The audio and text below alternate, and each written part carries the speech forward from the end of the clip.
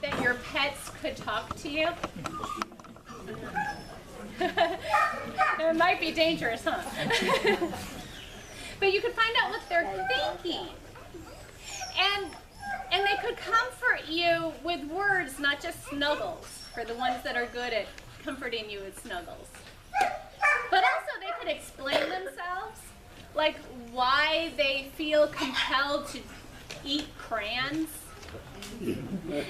and why they just have to dig through the kitchen garbage in the middle of the night. And we know that animals often have good instincts about people. Maybe if they just told us why they have a grudge against the mailman, we would understand. Maybe we would then call the FBI and CIA and solve all sorts of crime. If only they could talk.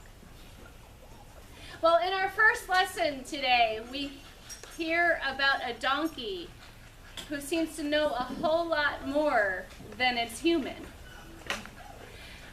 Balaam was going someplace that he should not have been going. And his donkey knew it. And he redirected him and tried to protect him time after time, and each time he was beaten for his efforts. Somebody else is in service. Upstaged by a pigeon. Sounds kind of like Balaam's donkey. So it wasn't until God gave that donkey the gift of speech that Balaam understood. What maybe we all could take a lesson from, that sometimes it's important to pay attention to animal instincts.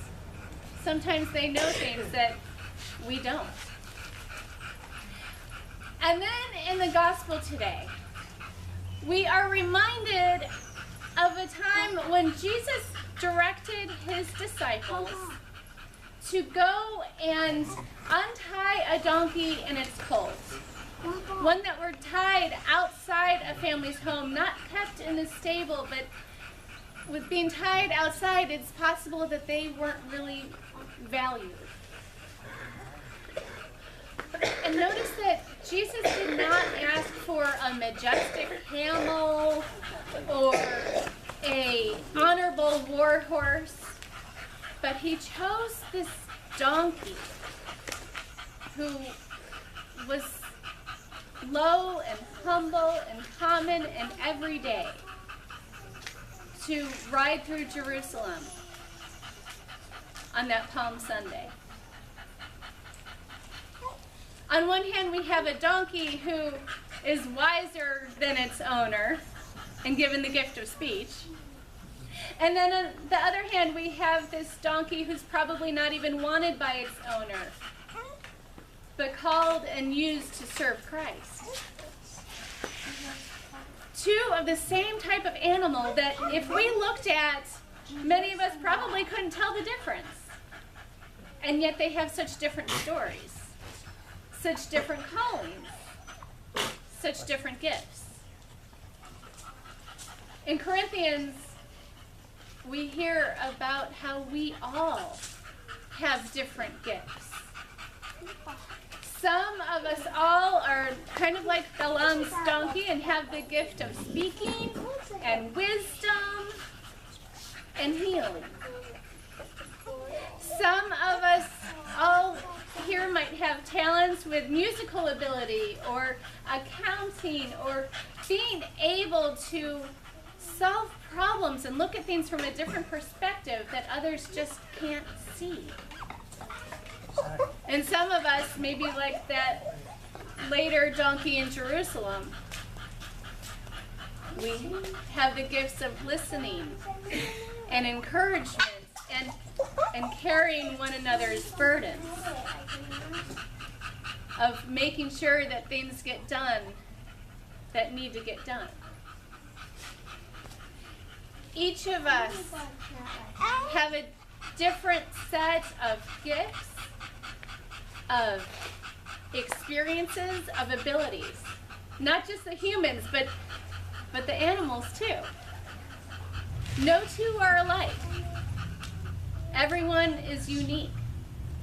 No one has the same combination of talents and passions as you do, or as your animal does. That means that we are all necessary to the kingdom of God. There is a place for all of us. All of us have a place in the choir. Some to sing.